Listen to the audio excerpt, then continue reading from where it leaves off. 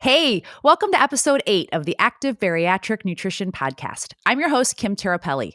Today, I get to chat with a guy many of you may already know in the bariatric community who shares all of his highs and lows on his journey after bariatric surgery. Rob DiMedio, also known as My Weight is History on Instagram. He is a husband and father who used food, alcohol, and retail therapy to process his emotions. In the summer of 2019, he was told his sleep apnea would be the cause of his death if he didn't make a change. Through tracking and therapy, he learned that his relationship with those three things was from a lack of processing emotions and feelings. Through bariatric surgery, tracking, and other tools, he is learning that if you change your habits, great results are inevitable. He is passionate about sharing his story because balancing life can be a challenge, but with the right tools, any weakness can become a strength. Thanks so much for being here today, Rob. Kim, I'm so excited to be here. This is great. I'm so happy to just get the chance to talk to you. We've, of course, talked a lot offline and getting to know each other through our Instagram, but I am just super excited to get to learn more about your journey today. Yeah, it's really just a hot mess that keeps coming on, and I decide to hit send every time I do something. So, it's awesome that we get to talk. It's awesome when I found you. There's so many awesome registered dietitians out there, but a bariathletic dietitian is just such an amazing thing and such an amazing voice that I'm excited to have in the community. So I was like, I got to talk to Kim. Well, tell us a little bit more about your weight loss journey. Kind of give us some background, what surgery you had, what brought you to this decision to have surgery? You hit all the good points. My highest weight was back in November of 2019. I hit 365 pounds. I was essentially told that I was burning out a medical grade CPAP.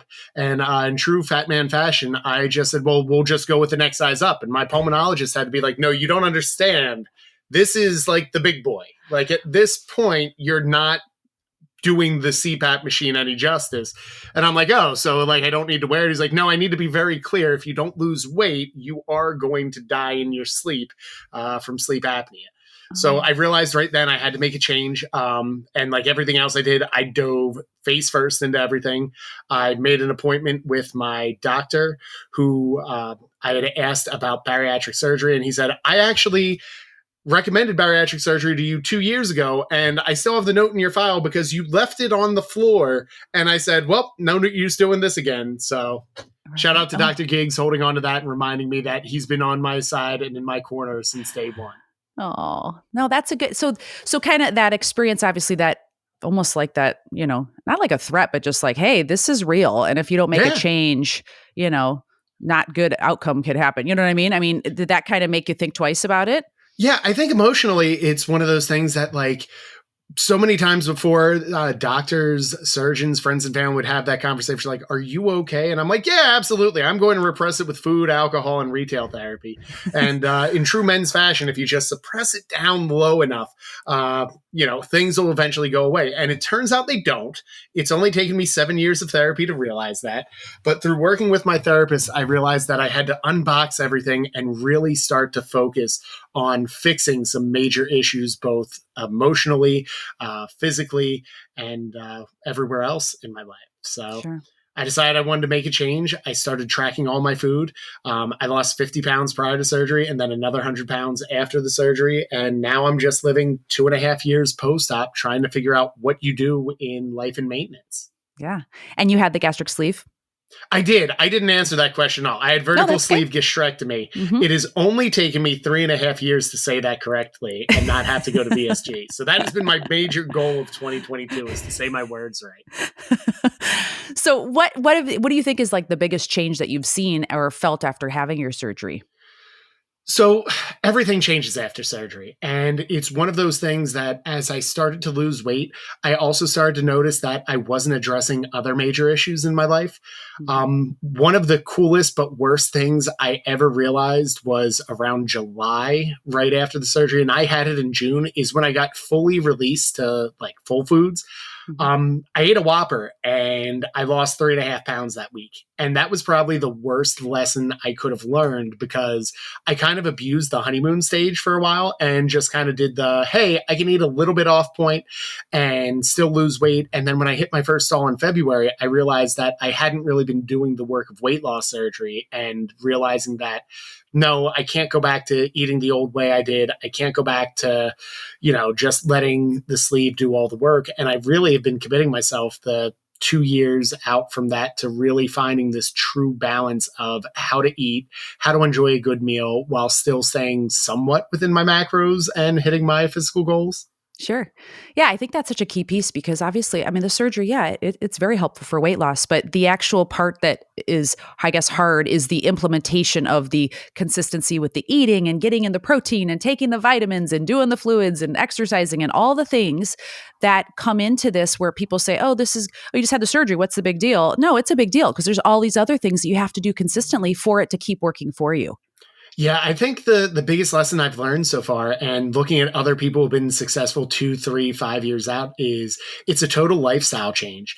And it's one of those things that when I talk to people who say it's the easy way out, it's like, do you want to get up with me at 4:30 in the morning and start my routine? And then just tell me what hour you want to tap out. But it's something that you really have to commit to. And the more I commit, the better the results have been and the happier I've been emotionally too. Mm-hmm. So let's talk about the exercise because I know in following you on Instagram, I love all your posts, all your activity, all the things. But what I think I most appreciate is just you being real and being like, look, this is what I do. And as you just mentioned, yeah, I get up at 4 a.m. It's not fun, but I'm exercising. And I know I had talked to a personal trainer last week, Nick Bates, about, how to start a strength training program. And so I'd love for you to share with the audience how you got into, what you started with exercise and how that has progressed and changed over time in these last 2 years.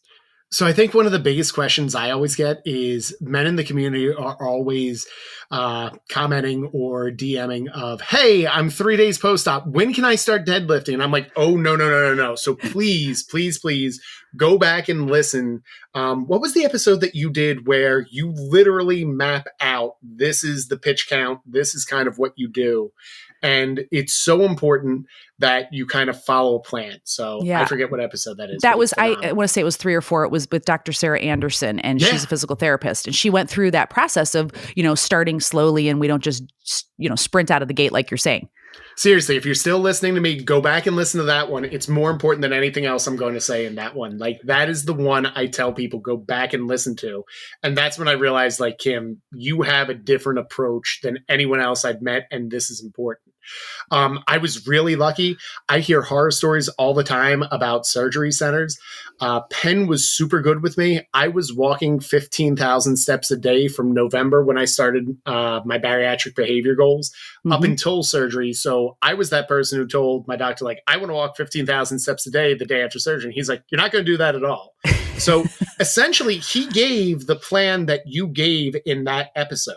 I can't stress enough that it was like, oh, Kim knows what she's talking about. My surgeon knows what she's talking about.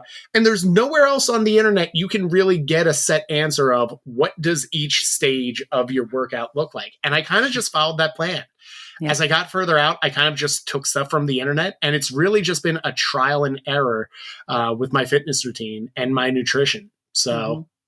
So when you started with walking, like you said, and you built that up. And then tell us more about you have begun, lifting weights. Tell us a little bit about that process and journey of where you started and how you've come along.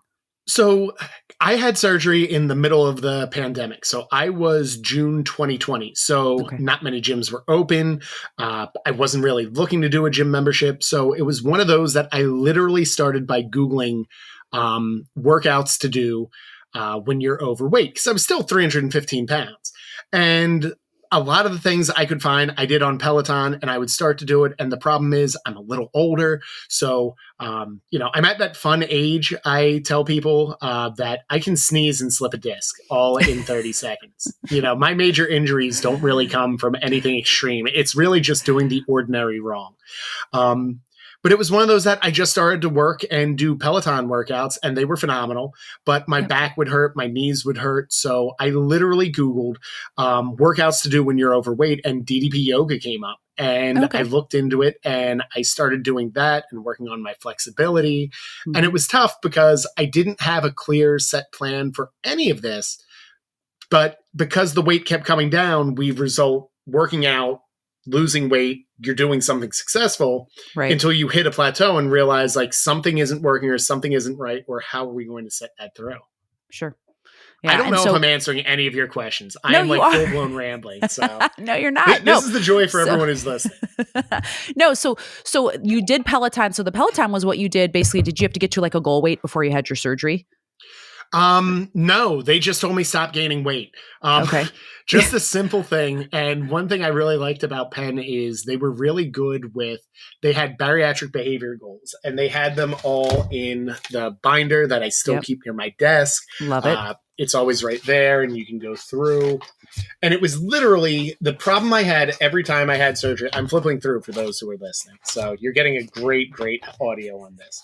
But the thing I learned, was every other time I had tried to lose weight, I would try to implement 25 things all on New Year's Day. And Sure. this was the year I was going to drink only diet water. I was going to have steamed chicken. It would be like broccoli air dried so that there was no calories. I would Right. have 3 grains of rice and 4 blueberries for dessert. And by January 6th, I would literally be binging on the floor saying, I can't do this. And one thing that was good, see, I still have mine and I still have mine highlighted. This is actually cute. I haven't looked at this in a minute. Oh. So the first 2 behavior goals I set for myself, and this was in November of 2019, was I was going to self-monitor and track intake. And that was probably the most powerful thing I learned because Sure. the surgical team was like, look, just track so we know what you're doing. And Yep. it was just revelatory. Yep. I found out I was eating close to 5,000 to 6,000 calories on the weekend, 3,000 to 5,000 calories on a weekday, 3,000 calories to alcohol. It was just ridiculous. So when people asked, how did I start to lose weight? It was literally things of like, I went from eating 4 slices of pizza to 3 slices of pizza. Yeah. So And it was just small changes. incremental gains that really helped me build success. That's awesome. The other one I worked on was chew food 25 times before swallowing. And my nutrition goals were decrease eliminated carbonated drinks and decrease eliminate caffeine. And the list is long if you're looking. Yeah. Like it's a full page, but she said just pick 2 of each. And that's all I want you to focus for a month. And I don't want you to do anything else. And it was slowly as I built that habit up over the month, she was like, okay, just add 1 more each time I came.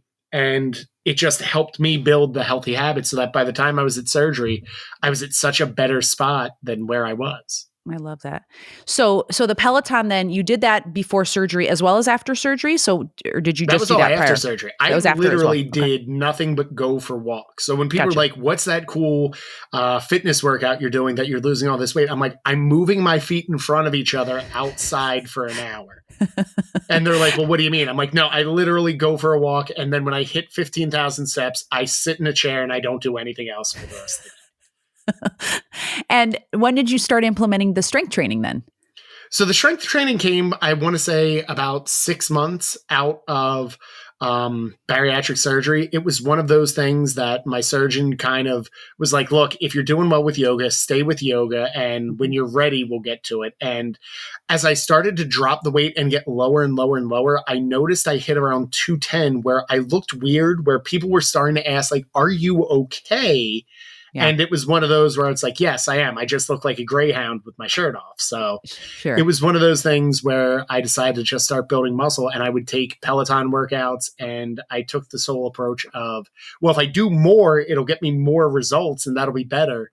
So I was like lifting 7 days a week for like 6 months Oh my and goodness. not letting my body recover at all and Oh, dear. not getting any gains or change in my body. And so have you changed your approach recently at all? Or I mean, what are you doing right now? So now I'm using the Jim Stepani app. They give me no money to say this, people. If they want to, slide into the DM. But for like $140, it kind of plans my splits, sets, and everything else that is out there. So it kind of idiot-proofed me. The other thing that it does is it keeps track of how many reps and weight that you did. So it literally was the first program I did is his program, like never lifted before in your life. And I was like, hit go. And I just went back to day one. Like I was a freshman in high school all over again. Yeah. So No, that's great. And you've kind of lived and learned. You've learned some things as you've gone. Yeah. And I think what I super appreciate too is that you share these things online. So, and as you said, with, especially the men, there's a lot of questions about bodybuilding and lifting weights and how much and when and how long are you going and what do you pair? You know what I mean? And there's just a lot of questions. And as you and I have talked about offline here, there's just not, oh, hey, you want to lift after having bariatric surgery? Here's your guidelines. There isn't any, Yeah. there's none. And it can be so frustrating because you're kind of just out there winging it like, hey, let's see if this works. And then it gets frustrating when you plateau. And I feel like that's so important for the men in the community because I feel like so much of the bariatric information is geared towards women, and they do a phenomenal job. But when it comes to the men, it's kind of like we want to go back to lifting heavy, and how do you fuel a workout for that? And for a lot of it, for me, it was like, okay, well, I Googled and it said eat my body weight in protein, and I didn't realize that like fats and carbs mattered. Yep. Because every surgical program kind of just gives you a protein goal. Totally. So it was like, oh, I'm going to eat 225 grams of bacon. And I found out that from doing my blood work, that was probably not the best idea. I didn't eat like 225 grams of bacon, but I was like, hey, there's protein in bacon. I could probably eat like late night bacon and call it gains and expect that to work. And after getting my blood work done 6 months later, my surgeon said, like, what the hell are you doing to yourself? And I told him, and he's like, please stop it. So stop the insanity. What are you doing?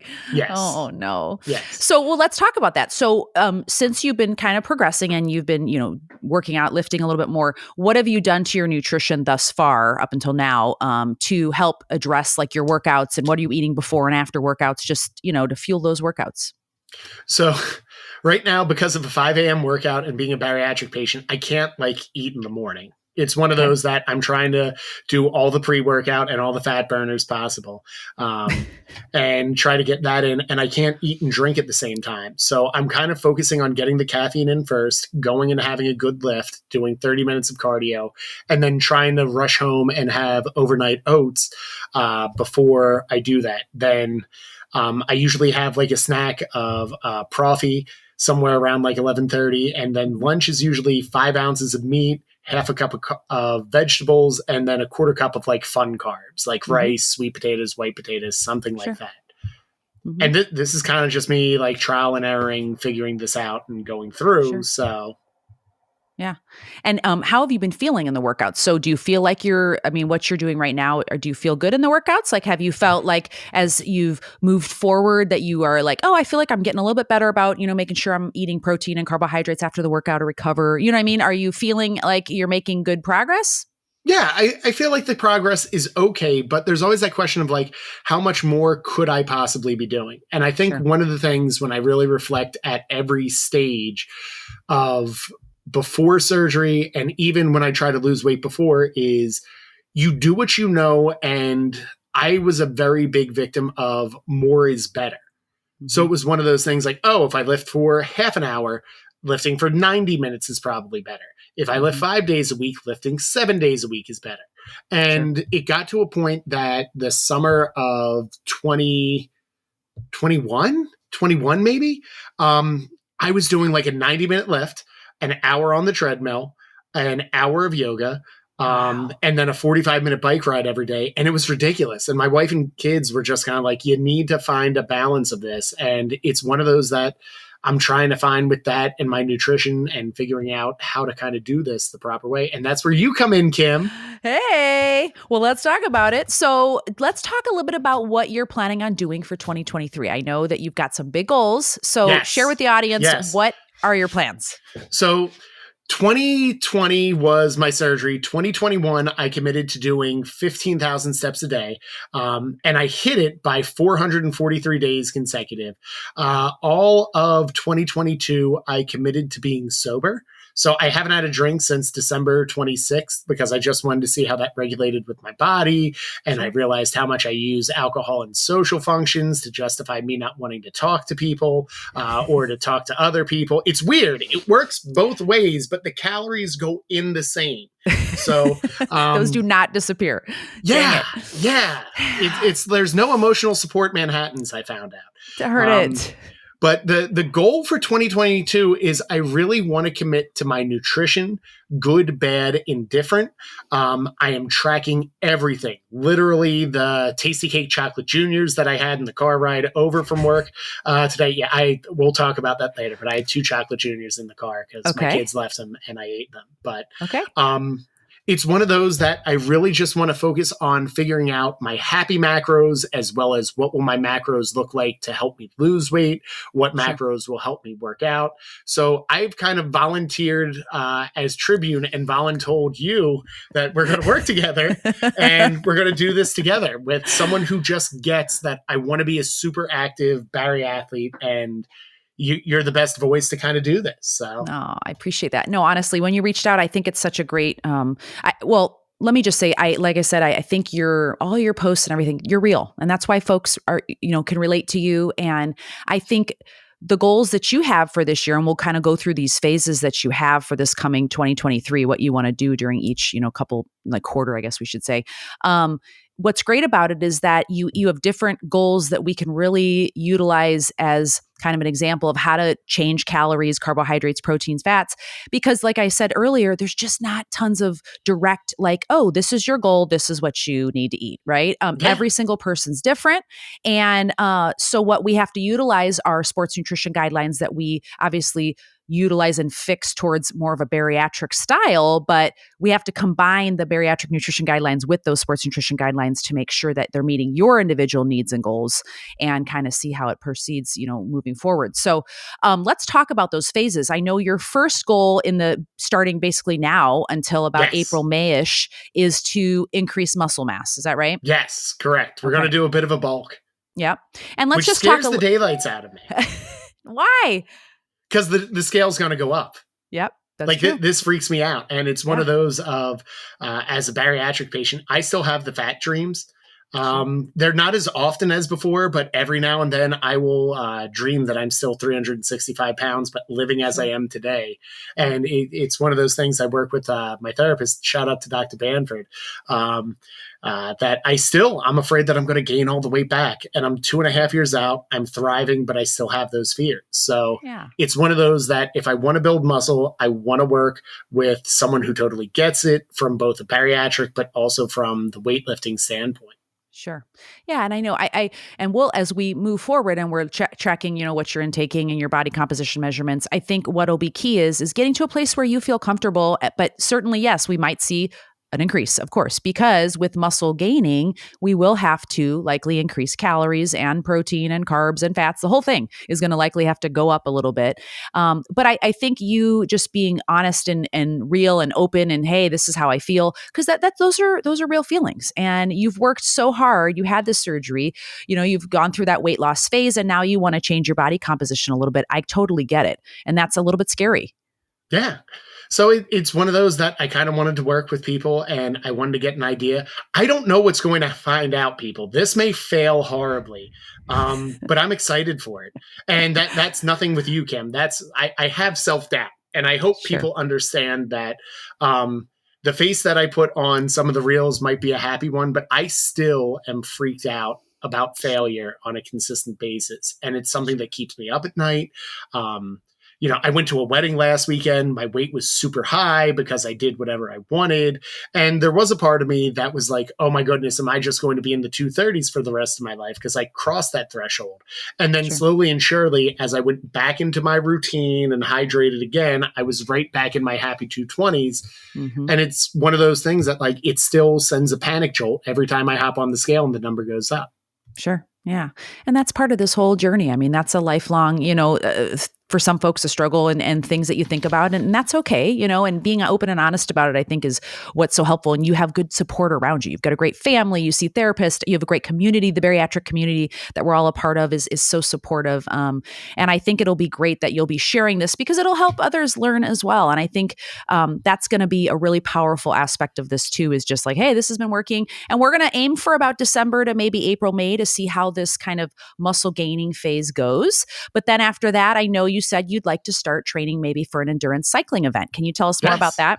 So last year I went to do the Triple Crown, which in I made that up. It's really just 375-mile bike rides from Philadelphia to Atlantic City and shore towns. But I figured I wanted to do 3 because, again, more is better, right, people? Sure. So the idea was the first was Penn's $1 Million Bike Ride. It's a 35-mile ride, but it's major inclines all through Philadelphia. I got through that. It was the first time I completed it. Fun fact, when I was over 300 pounds and tried to do this ride, I actually kicked off my chain and called my wife to pick me up saying that it broke so that I didn't have to complete the ride. So just completing was a win. Awesome. The second one that I did was, what was that? Oh, the second one I couldn't do, which was the American Cancer Society City to Shore, because I got a hernia, so that knocked it out. And then I had to get myself ready to do the MS 150, which is a 75-mile ride. You can ride back, but I wasn't going to do that. So I did half the MS 150, and I dropped 2 hours off of my PR from when I was at 365 pounds. I did it in 8 hours before. My wife and kids actually was worried that I didn't make it because everyone else was finishing and I still didn't come across the line. This time through, I made it to the 55, 60-mile marker, and then literally every muscle in my legs cramped. So I could barely move the pedals for the last 10 miles. And 10 miles may not seem like a lot on a bike until you literally have like a Charlie horse every single step. And it came from me literally just trying to Google how to hydrate and do work for a cycling event. So you and me are going to map all this out. We're going to have a perfect plan for nutrition. I have super plans and things we're going to do, and we're just going to share what happened. So yeah, you bet. Yeah. And I think with the endurance, cycle or phase, we're going to call it, we will have to look at specifically what you should be eating before, during, like longer training rides and things like that. That's a key piece, because I remember when you said that you kind of struggled with that, kind of listening to what you're saying, is it sounds like maybe you had some dehydration, some muscle glycogen depletion. You had maybe properly eaten, maybe the days coming up to it, the morning of. What are you fueling with on the bike ride itself while you're, in the race? And then the recovery part, like you've said before, the recovery piece will be so important during an endurance phase, because we kind of just want to get out there and go, but you have to let your muscles and your body recover, adequately, proper sleep, all those things, so that you can get out there and exert that same force again. Yeah, like it's weird because the amount that I work out, it almost feels like when I'm doing heavy workouts that I have no restriction, but then on days that I don't work out, I have like my full restriction. It's almost like Superman and Clark Kent in my stomach for everything. Yeah. So it's one of those things that like I did like a super heavy lift the day before. I did the bike ride, and then I also ate a whole pizza. I'm guessing that was wrong. But this is where you come in. We're going to figure out the right way to do this. That's right. We are. Yeah. I mean, we'll definitely look at all those things. And that's what's great about these different phases, is that we will be changing the nutrition to match your goals. And that's called nutrition periodization, just like you're doing with your lifting. And we're going to get into this next phase, which is after the racing, you want to kind of start leaning out a little bit. So from July to maybe October of 23, you want to get into more of a leaning out phase, right?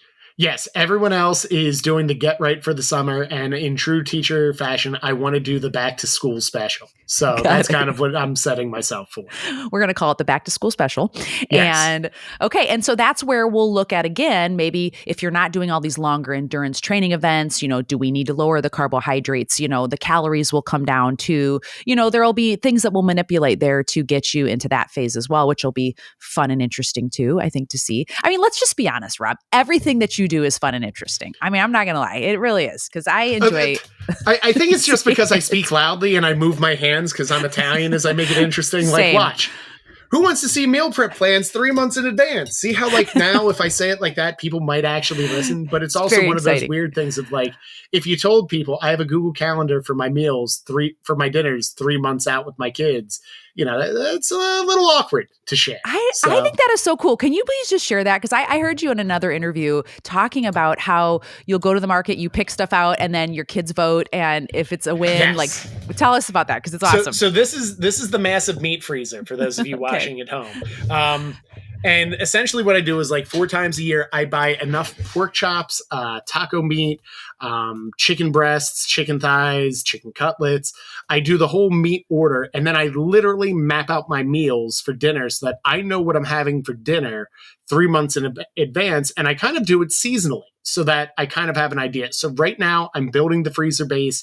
I'm putting healthy gumbos and chilies in there so that when we have snow days in New Jersey and my kids are screaming bloody murder while I'm shoveling snow and getting them on their online classes, they'll probably just eat chicken nuggets and I will just throw them at them. But the problem is when I was heavier, I would just eat like the kids on a snow day, and that would be all the chicken nuggets, all the fries. So it's one of those that now I have healthy meals planned and prepped. But it's one of those things that, like, as a bariatric patient, I don't get the joy and like the freedom to do whatever I want. Like, ideally, I'd love to work at 1:00 in the afternoon. I work it out at 5 a.m. because I have a career and I have to take my kids to karate after school. And I love doing that and I want to show up for them. But in order to do that, I need to do the 5:00 in the morning workout.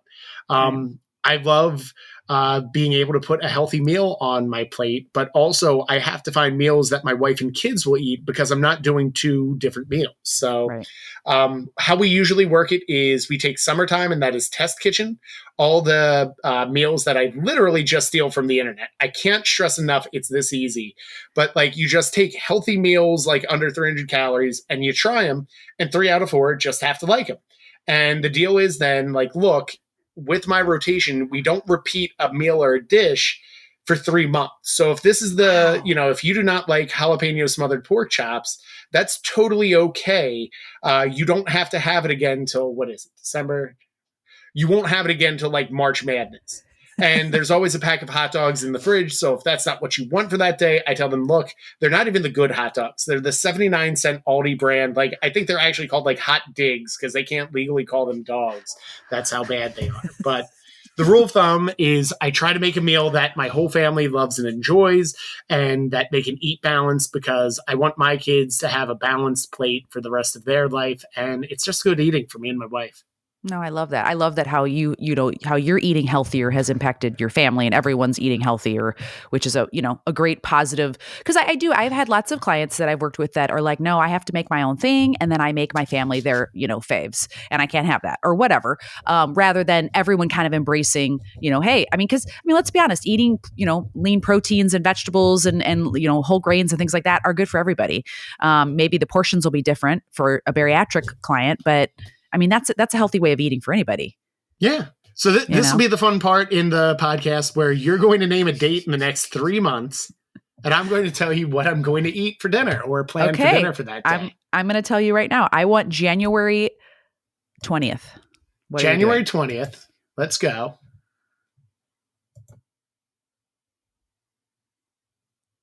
Oh, that's a Friday. That's Pizza Friday. So that doesn't really, that is always tell you what, though, I will tell you Thursdays are leftover days. Okay. Wednesday that week will be ranch pork chops. Okay. Tuesday is Taco Tuesday. Monday is Cuban baked chicken. And then Saturday is turkey jambalaya. I love it. And Sunday, because I'm Italian, is always gravy, which for everyone else outside of the tri-state area is sauce. It's raviolis on Sunday, the 15th. I love it. I love it. No, I love all the prepping and the meal and the planning ahead. And obviously when we're working together too, that's helpful for me as a dietitian to understand that, hey, you have a lot of these dinners already prepped out. We'll have to look at the rest of the day, what you want to eat and things that'll be applicable to you, but more realistic. I think that's the biggest key with, when you're working together is meeting each other where you are. I'm meeting where you are and figuring out what you like. And then we take that from there and we apply that to your goals. So that'll be fun. And I wanted to mention November and December, you said you wanted to go through just kind of a maintenance. You said your happy macros, you want to kind of figure out, where those need to be to stay where you're at that point, correct? Yes, I am literally just messing around this holiday season.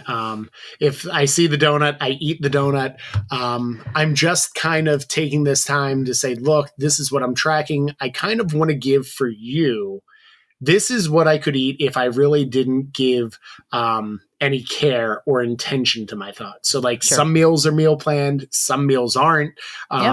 If there's pizza in the break room, I'm eating the pizza. But the most important thing for now until the new year is I am being 1,000% honest on my tracker. And that's really the goal for this year, is so that I can get the most out of this year with you. Is I'm going to give you my good days. I'm going to give you my bad days. I'm going to give you my binges. I'm going to give you my Friday cocktail hours.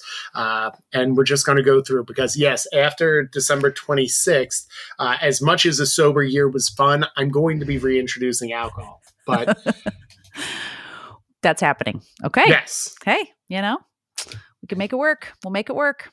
So, tell me a little bit about when you look out there, and because this is kind of what you and I, how we started talking. When you talk to other folks in the community and you're thinking about, hey, I want to lift, I want to do this, I want to train, I want to cycle, I want to do all these things after I've had surgery.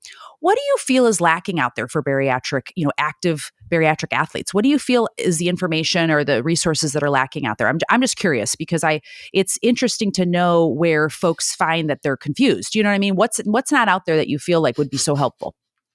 Well, it's out there now. Episode 3, I can't stress enough. I'm sending it to everyone. I love it, and I can't stress enough. If you're listening to this and you have any questions, please reach out to me. I will probably send you to Kim as well.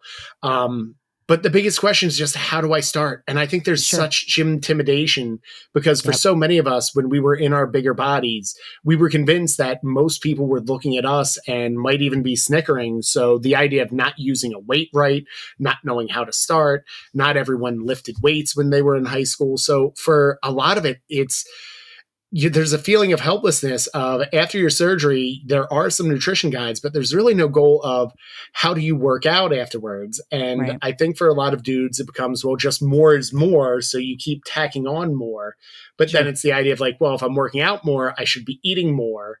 So it's one of those of just knowing what to eat before a workout, knowing how long, how spaced out it should be from a workout, figuring out what to eat after workout. It's basic stuff like that when you scour the internet, you can't really find a good answer. Finding what to fuel for a workout is kind of like the age-old debate of if eggs are good or bad. Depending on what click you go on, some will tell you they're great. Others will tell you it's bad. Some say the whites are good. Others tell you like just eat the yolks. We could do a whole thing on eggs, but we don't need to do that. Darn it. We can't get into eggs today. Come on. Maybe next one. That's going to be like episode 12 is just me eating egg-based. Those people that do those challenges, I'm eating McDonald's for a month or whatever to see what happens. Yeah. Well, and let's talk about that, because you covered the fun stuff of today in your reel of when you go to that high protein diet after working out. There's some gas issues that just kind of come up. So thank you for sharing that. You are welcome. That's how I knew you were my people. Is I'm like, oh, we're going to talk about protein farts. This is my spirit. We were meant to be. I'm sorry that this whole podcast episode I'm laughing over you. I'm trying. We went so close without going into farts, and then we got to the 43-minute mark, and that's exactly where we just break down and go to poop and toilet humor. So I'm trying. I got to get it back together. Okay. Very true. And then let me just say that, because I think that's another piece that I want to get out there, is dispelling myths and making sure that people have the information that they need.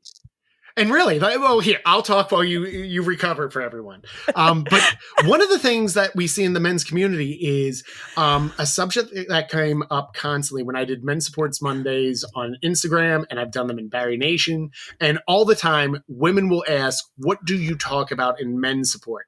And I will give you right now, if you're still listening to this, the two main things we talk about in men's support. One is bowel movements and farts. It almost always comes up of what is it like after weight loss surgery. I know you guys were all thinking it's like some sexy thing or how the patriarchy still works. It's really just what happens with your stool.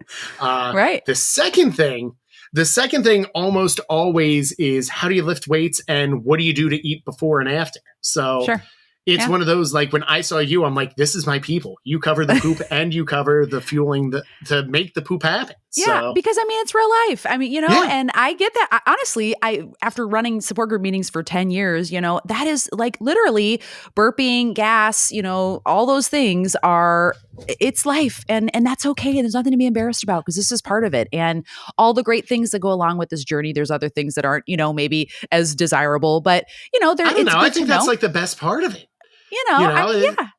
just learn it. And also I think it's good to help folks know like what can trigger the, gas and that kind of stuff. It's good to know that information. And I think, I don't know, you can tell me this over time, generally from when I have worked with clients, they say usually it gets a little bit, it gets better over time as their body adapts to their new anatomy.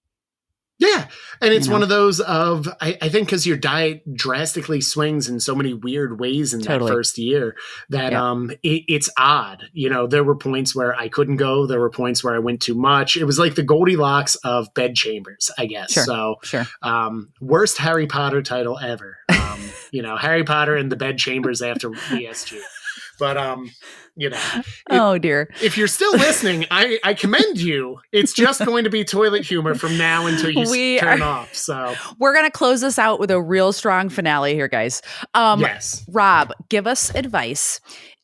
Someone has come through, they're just maybe getting through the first few months after surgery and they want to, start exercising. They want to make body composition changes. What do you think is kind of a good starting point to, what they should do with exercise, start looking at their nutrition? I mean, what advice would you give them? The best advice that I think gave me the most success is it's going to be one of those horrible teacher answers, by the way. It's like, well, you really have to do it before surgery. But communicate with your surgeon beforehand of what do you want your life to be after weight loss surgery. I wish I was better at that, and it took therapy for me to realize that, like, I knew I wanted weight loss surgery, and I knew the why was I wanted to live, but I never envisioned until I worked with a therapist of what do you want your day, week, month, and year to look like after weight loss surgery. And yeah, it changes and it evolves, but the more you really reflect on that and then figure out what you know to do that to happen, but more importantly, what you don't know, and then just start asking questions. Right. I love it. Thank you so much. That's a heartfelt moment right there. No, it is, because but that's true. And you've been through this. You're working every day. Every single day is a new day. And I always say, like, everybody's a study of one, because everyone's different and everyone's lives are, there's so many things going on. And but starting even before the surgery is so helpful, just to get an idea of what do you want this ultimate journey to look like down the road. What are you wanting to see for yourself? And that's the beauty is I'm coming into like my third year post-op and I'm evolving. I'm working with you. I'm meeting members of the community. I can't stress enough that 3 years out, I don't have the answers. But one thing I love is I find the people who do. So just keep asking questions to people. And then I have one question for you, Kim, before we close it out. I know. Dang it. I'm not prepared for this. What? It's okay. I know. This is raw. It's right after the toilet humor and the heartfelt moment. I know. But what makes a successful client for you? Well, I think number one, communication. That is just off the top of my head. I would say communication, open and honest, because as I just mentioned, everybody is a study in one. So the guidelines that I work with my clients with in terms of, okay, you're going to start working out. We're going to aim for this in your pre-workout, and this is what we're going to have after your workout, and this is how many calories you're going to have. The key is finding out what works best for you, knowing when things aren't going well, when things are going well, and making adjustments as we go. And also, I would say that I don't want my clients to get these set, like, rigid, they're in this rigid structure, like, oh my gosh, I have to eat 207 grams of protein and 63 carbs. I think a thing, and I've told you this too, is I want there to be a balance. I want there to be life, right? Outside of what we're eating every day is enjoying time with family and your kids and doing activities that you enjoy, but feeling good doing it. And there's going to be some flexibility with the recommendations. And so one of the biggest things that I tell every client is everything's flexible. When we begin, it's a jumping off point, and we move and change based off of what you like, need, want. And good communication is a key piece for sure. Yeah. And we already do that almost too much. So it's like you've become my new best friend. You've become dinner table conversation. My wife I'm in the trust Googled tree. You. I know you're in the trust tree. I mean, there are many branches in that tree, but you're moving up. You're like a very awesome squirrel. We'll say. Oh dear. Well, thank you so much for being here today. And thank you for letting me be in your trust tree. But no, in all honesty, I do want to thank you for your time because, the more that I am doing this podcast, I want to bring on more folks that are, I want to hear real life, and I think that is so helpful for everybody because we can all look at, the internet and find these pretty pictures, but what's actually happening in your day to day that makes you, feel good, successful, whatever. So I just so appreciate your time and being open and honest. And of course, talking about poops and farts, that is for me, again, and obviously I wearing couldn't shirts stop that laughing. have like bagel bite stains on the bottom of them. I'm in pajama pants because this is the closest thing to like self-care I'm getting today. This is the realness. Doing it. So Yeah, that's right. You're doing you. Thank you for helping me while I am in the trenches, kid. You is my pleasure. And so guys, everyone, just so you know, we will be doing some podcasts again together, just to give you an update on Rob's progress and just his experiences, what's worked, what hasn't worked. I think that'll be really helpful for everybody to learn from you, Rob, as to what's kind of going on and just what you've been trying, what tools you're using. I think those are all the things that are out there or that we don't know, that aren't out there. So we're going to work together on those things, share that with all of you. Guys, if you'd like to watch this full episode, which I really think you should, because at one point, I actually almost fell off my chair. So I don't know if that's something you want to see or not. But in any case, you could watch the full episodes on my YouTube channel, which is the Active Bariatric Nutrition channel. So please subscribe, give it a like. You can also follow me on Instagram at Active Bariatric, on TikTok and Facebook. And if you'd like to learn more about my one-to-one bariatric nutrition coaching services, you can go to my website, which is www.activebariatricnutrition.com. Thanks again for joining me today, Rob. I appreciate it. And we'll see everybody again next week. Take care, Thanks, guys. Kim. Can't wait to work with you. Great year. I'm looking forward to it. Take care, everybody.